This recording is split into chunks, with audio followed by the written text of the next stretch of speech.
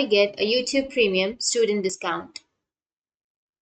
If you want to get a YouTube Premium student discount, then first, all you have to do is click on the search, open up your browser and click on search. And under search, you need to search for youtube.com/premium. And once you've searched, here on the bottom, you will have save money with a family or student plan. So simply click on it.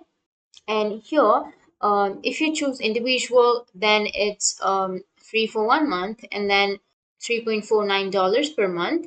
But if you choose family, then you can have 1 month free trial, but you will have to pay $6.49 per month. And if you're a student, then it's free for 1 month, but then after that, you need to pay $1.99 per month. You'll have to be an eligible student and you have to verify annually if you want to get this discount.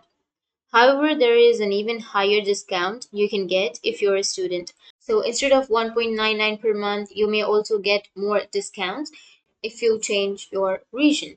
So you can simply choose a VPN and then you can change your region to any other country and you might get more discounts. So you can simply choose the country in which you have more discounts and then you can take more discounts based on that country.